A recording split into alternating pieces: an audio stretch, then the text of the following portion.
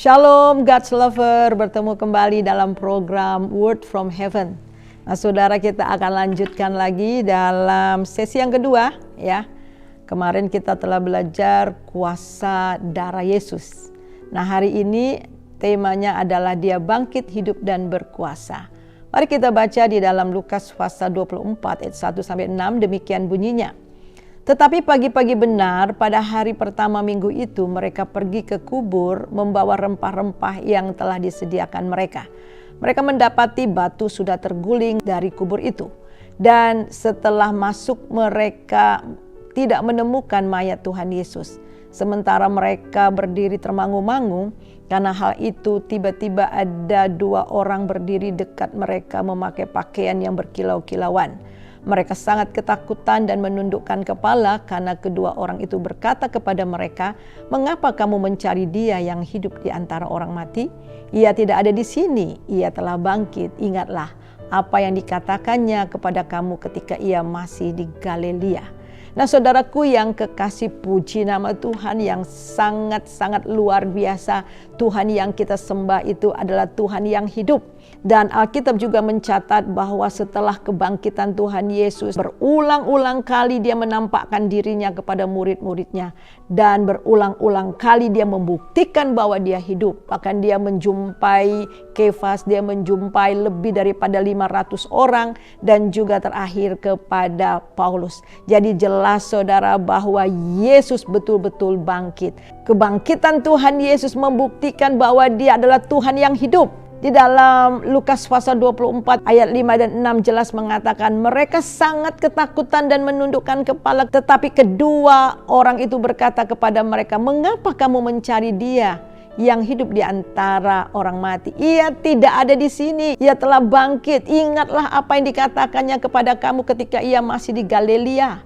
Jadi saudara, malaikat itu mengatakan, "Mengapa kamu mencari Dia yang hidup di antara orang mati? Dia tidak ada di sini, Dia telah bangkit." Dan mengingatkan bagaimana sebelum Tuhan Yesus ditangkap dan sebelum Tuhan Yesus disalibkan, Tuhan Yesus sudah katakan bahwa Dia akan menderita penganiaya dan akhirnya dibunuh. Dan kemudian kita melihat saudara di dalam Wahyu pasal 1 ayat 17 dan 18. "Ketika aku melihat Dia, tersungkurlah aku di depan kakinya, sama seperti orang mati. Tetapi Ia meletakkan tangan kanannya di atasku, lalu berkata, 'Jangan takut, aku adalah yang awal dan yang akhir, dan yang hidup. Aku telah mati, namun lihat aku hidup. Dan memang saudara, Tuhan Yesus telah mati. Ada orang mengatakan, masa Tuhan bisa mati? Ingat, dia adalah firman yang menjadi manusia. Dia menjadi manusia, dia menjadi daging. Supaya lewat daging Tuhan Yesus, dia bisa mati mengorbankan dirinya dan darahnya tercurah untuk kita. Dia telah melakukan semua penebusan untuk kita oleh darahnya.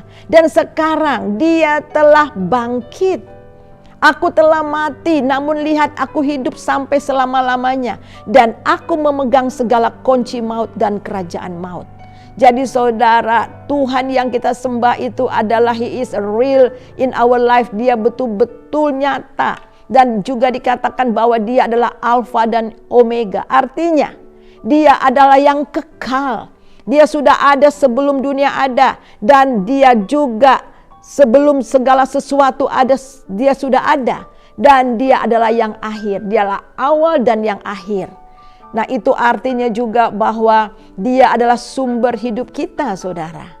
Dan juga dia ada dalam setiap musim hidup kita. Dia tidak pernah meninggalkan kita. Allah itu betul-betul real. Kita bisa bercakap-cakap dengan dia. Kita bisa memanggil dia Bapa. Kita bisa memanggil dia sahabat kita. Kita bisa curhat. Kita bisa menyatakan apapun isi hati kita kepada Tuhan. Karena dia nyata.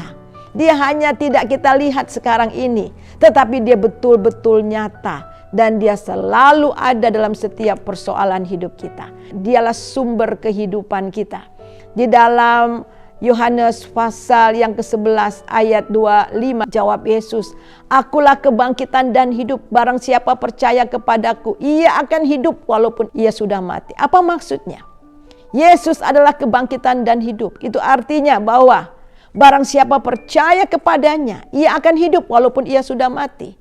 Apakah ini berbicara mati secara fisik? Ya, bisa berbicara dua. Ya, mati secara fisik dan juga mati secara rohani. Mati secara rohani sekarang ini.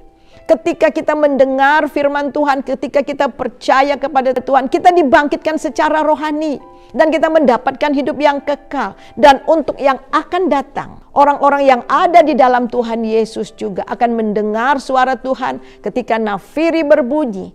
Orang-orang yang mati di dalam kuburan yang percaya Yesus akan dibangkitkan, akan mendapatkan hidup yang kekal juga untuk diam bersama-sama dengan Kristus. Jadi yang pertama kita jelas tahu bahwa Yesus bangkit, menyatakan bahwa dia adalah Tuhan yang hidup. Dan kemudian kita lihat lewat kebangkitan Tuhan Yesus ada kebangkitan orang percaya. Karena Yesus bangkit, maka kita juga yang mati di dalam dia, yang percaya kepada dia, ada kebangkitan.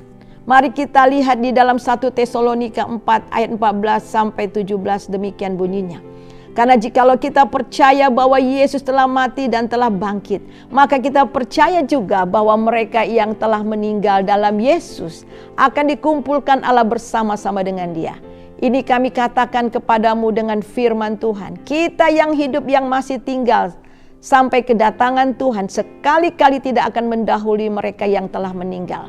Sebab pada waktu tanda diberi, pada waktu penghulu malaikat berseru dan sangkakala Allah berbunyi, maka Tuhan sendiri akan turun dari surga dan mereka yang mati dalam Kristus akan lebih dahulu bangkit. Ini luar biasa, saudara. Dan bagaimana kita yang tinggal di sini dikatakan bahwa kita akan diangkat bersama-sama dengan dia di awan-awan menyongsong Tuhan di angkasa. Demikianlah kita akan selama-lamanya bersama-sama dengan Tuhan. Yang kedua, membuktikan bahwa dia adalah Allah yang berkuasa. Roma 1 ayat yang keempat. Dan menurut Roh kekudusan dinyatakan oleh kebangkitannya dari antara orang mati bahwa ia adalah anak Allah yang berkuasa, Yesus Kristus Tuhan kita. Perhatikan, dia bangkit dari antara orang mati, membuktikan bahwa dia adalah anak Allah. Anak Allah itu artinya Allah itu sendiri yang berkuasa, Yesus Tuhan kita. Jadi dia telah mengalahkan maut.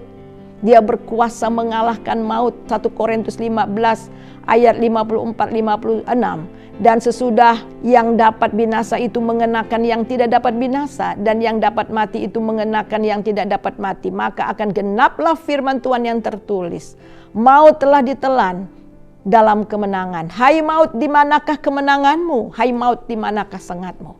Sengat maut ialah dosa, dan kuasa dosa ialah hukum Taurat. Jadi dia berkuasa mengalahkan maut. Dan yang sangat luar biasa, di dalam Wahyu 1 ayat 18, dia juga memegang segala kunci maut dan kerajaan maut. Itu artinya saudara, dia juga berkuasa melemparkan orang-orang yang tidak percaya kepadanya ke dalam kerajaan maut.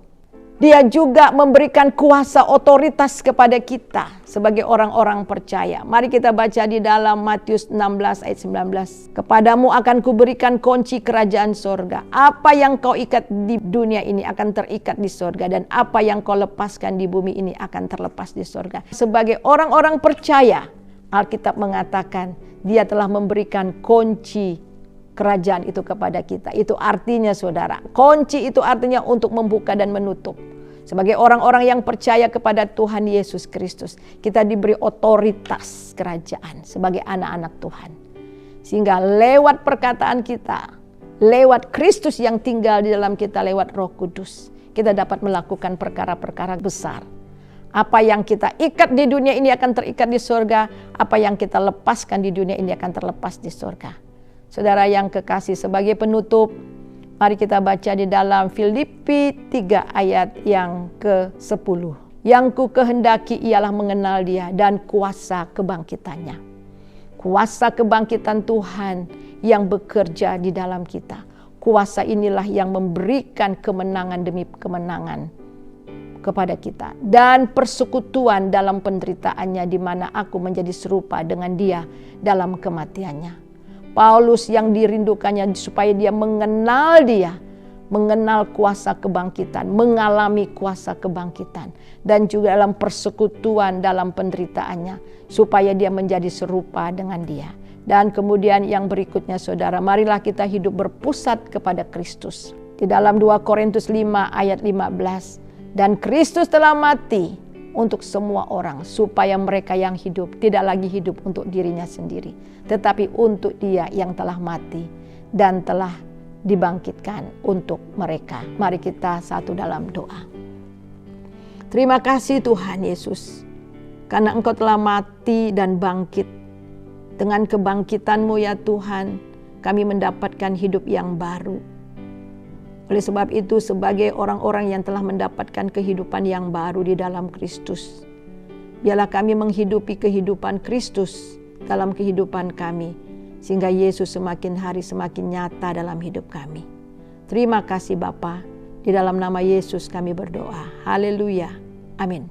God's Lover diharapkan membagikan link YouTube renungan ini kepada saudara, kerabat, dan teman. Terima kasih, Tuhan Yesus memberkati. Shalom.